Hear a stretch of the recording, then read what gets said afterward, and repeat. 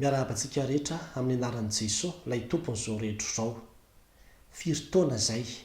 no nanarahanao an'i Kristy. Izay indray ry havana no lohatenin'ity vidéo manaraka ity. Andeha mba hanisa kely tsika amin'ity an'io ity hoe firy-taona tokoa re izay no nivavahanao tamin'i Jesosy Kristy, nanekenao azy ho tompo sy Andriamanitra. Mety misy amintsika hiteny hoe ny ahy efa hatramin'ny fahazazako mihitsy, dia efa nanaraka azy aho, efa nivavaka taminy aho, ary izany no nitezana ahy. Tena tsara be zany. Zany hoe efa tena amataona ny maro mihitsy zany niarahanao tamin'i Kristy. Ary ny zavatra be dia be izay aventure hitanao tamin'izany fanarahana ny Kristy izany tao. Dia tahaka izany koa mety misy amintsika hiteny manao hoe ny ahy vao aingana. Mety hoe tamin'ny fahatanorako, vao tamin'ny 5 taona lasa sy ny toy izany, fa amin'ny ankapobeny dia betsaka nefa niara-niaina tamin'i Kristy antaonany maro. Kanefa dia izao misy tenin'i Jesosy Kristy nambarany tamin'ny mpianany, tena mahatonga saina be raha miresaka an'izany tsika.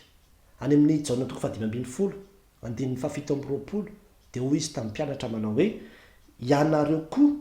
dia vavolombelona hanambara, satria ianareo efa teto amiko hatramin'ny voalohany.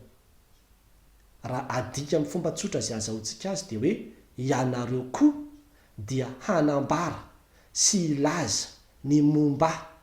amin'izao tontolo izao, satria efa ela ny niarahanareo tamiko. Izany hoe efa ela ianareo no nahita, nahalala, nahafantatra ny fiainako, ny asako, ny zavatra samihafa dia hitanareo teo. Dia ny dikan'izay ozy dia vavolombelona ihany koa nareo zany afaka manambara. Ary ilay izy tsy resaka hoe safidy, tsy miteny hoe tokony,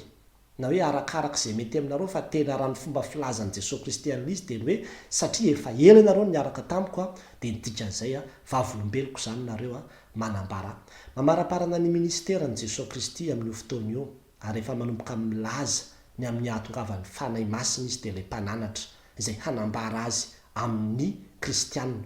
Fa tsy ny fanahy masina ihany no hanambara azy izy, fa ianareo koa dia hanambara azy, satria mahafantatra anareo efa niaraka tamiko nandritra ny taona maro ianareo. Izay ny dikan'ilay hoe efa teto amiko hatramin'ny voalohany ianareo. Hitanareo tsara fa raha misy olona zao ka nipetraka taty ampitan-dranomasina izy, ny sasany aza moa herinandro fotsiny makaty ampitan-dranomasina dia tena rehefa tonga ny tanindrazana tena miresaka an'iny foana, manazava ny amin'izay zavatra hitany kely teo. Fa raha ohatra ka hoe efa ela ianao amataona ny maro no mipetraka taty ampitan-dranomasina dia mazava ho azy, fa rehefa tonga ny tanindrazana ianao dia anazava amin'ny olona ohatr'izao zany any an-dafy zany, ohatr'izao ny fiainan'ny olona any, ohatr'izao ny fanaondro zareo any. Rehefa misy zavatra ohatran'izao dia izao no natao tany. Mitantara ianao satria nahita, nanatrika, niaina. Dia tahaka izany mihitsy sika kristianina, raha ny tiany Jesosy ambara eto amin'ity Jaona 5:20 ity, efa nahita ianareo, efa niaina ianareo, dia izao vavolombeloko ianareo izy hanambara. Dia mampalahelo fa amin'izao fotoana izao ohatra ny heverin'ny olona sasany hoe tsy anjarany izany fitoriana filazantsara zany. Dia hoe za tsy nianatra an'izany, za tsy niofanao amin'izany, zany hoe tsy mpitory teny, zany hoe tsy katekisy, zany hoe tsy pastery. Tsy ariavana. Rehefa niara-niaina tamin'i Jesosy Kristy ianao ataonany maro, dia izao tokony hanambara azy ianao,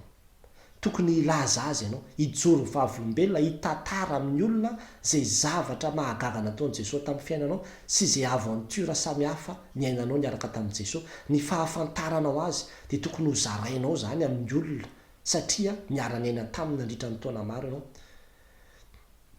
Rehefa tonga ny fotoana hoe hijoro vavolombelona dia mandrakariva miazoazo eo ny kristianina.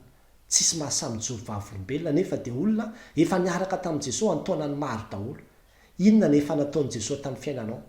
Mety ho zavatra kely, mety ho zavatra goavana be, fa tsisy hoe kely sy lehibe, fa zao zay rehetra nataony taminao dia azonao tany saina daholo. Tahaka antsika hoe rehefa tonga ny tanindrazana dia hatramin'ny zavatra madinika kely hoe ka misy zavatra ohatran'izao tena tsy ampozinao akory, nefa dia izay dia tantarainao ilay izy. Dia ohatr'izany ny fiainanao amin'i Kristy tokony ho tantaraintsika, satria efa nahita isika, napahitany isika, niara-niaina taminy isika. Ary ilay izy tsy hoe ny pastera mitory mitory an' jesosy kristy amin'ny fitondrantenako fotsiny afa za tsy voatery teny hoe zao zany hanambara ozy izy nidika zany hoe manambara zany tena mivavanao mihitsy ary mivavolombelona zany ravana dia olona miteny zany olona miresaka zany olona manazava ny zavatra hitany sy ny ainany zany ka firytaona ve anao niaraka tamin'i kristy dia hatram'izao ianao mbola tsy mitory foana zay mihitsiny zany no tiako tongavana anatin'ity video ty misy amintsika manko mieritreritra hoe za kristianina tsotra fotsiny dia le mandeha mivavaka isaky ny alahady fotsiny a dia zay dia rehefa avy eo ny andavanandro a dia tsisy zany hoe fitoriana filazantsara zany fa dia miaina tsotra fotsiny ohatran'ny olona rehetrarehetra ihany dia tena tsy mety zany firytaona ianao niaraka tamin'i kristy nahoanany tsy ambaranao kristy nahoanany tsy tantarainao kristy nahoanany tsy azavainao amin'ny olona zay efa nataony taminao sy zavatra niarahanao ny aina taminy zay fantatrao ao amin'io toeram-piasana misy anao io a dia tena nataon'andriamanitra ho vavolombelona anao hanambaran' jesosy kristy satria efa elany niarahanao ny aina tamin'i jesosy kristy dia ambarao ao jesosy kristy tantarao jesosy kristy dia tahaka izany koa amin'ny namanao amin'ny olona zay mifanerasera aminao dia anjarantsika adiditsika fa tsy andreny pasterytsika andeha ho any amin'ny toeram-piasana na andeha hiresaka amin'ny namanao fa ianao no nirahan'i jesosy kristy a hanambara amin'io namanao io a ny momba azy sy ilaza aminy sy hitaona aminy indraindray any reo le fiangonana zay mivoy fampianaran-diso hoe renindray ny tena mahazoto amin'ny fanaparitahana ny foto-kevitra zay hijoroany sy ny jesosy kristy hafahafa zay toriany fa itsika zay heverina hoe manana ny marina dia le jesosy kristy avy any nazareta zanak'andriamanitra velona no fatatsika ampiripirinitsika ilay izy tsy toriantsika ilay izy anika lasa betsaka ny olona no very lasa mandeha any amin'ireny fampianaran-diso samihafa reny tadio ravana fa nisy mpanompon'andriamanitra ray niteny hoe zay fikambananao sy izy mahazoto mizara ny foto-kevitra ny indrindra no ahazo olona betsaka indrindra eo zany le herin'ny antsoina hoe dokam-barotra ianao dia natao anao dokam-barotra ny amin'i jesosy kristy ianao satria efa niaraka taminy nandritra ny fotoana maro hanambara azy ianao rehefa tonga ny fotoana zay hoe hijorona vavolombelona dia aokantsika tsy hisatrisatra ifampijerijery inona ny jogo vavolombelona inona no ambara koa fa tonga dia hifandrombaka isika hanambara hoe zao ny asa zay efa nataon'i kristy teo amin'ny fiainako dia ambarao zay efa nataony taminao ambarao zay fantatro momban'i kristy fa izany no zao vanim-potoana iainantsika zao mila nyzany tsika fa be dehibe ny olona mitady hemotra be dehibe ny olona mitady ala amin'ny finoana be dehibe ny olona ny varim-bariana dia itsika kristianina ny rahan'andriamanitra fa raha itsika ny tena samy mitory daholo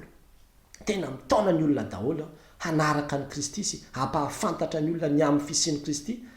dia tsy ho ela dia ho tanteraka le hoe madagasikara ho an'i kristy kristy ho an'ny madagasikara ary ho tanteraka tokoa ilay tenin'i jesosy kristy manao hoe mandehana amin'izao tontolo izao ianareo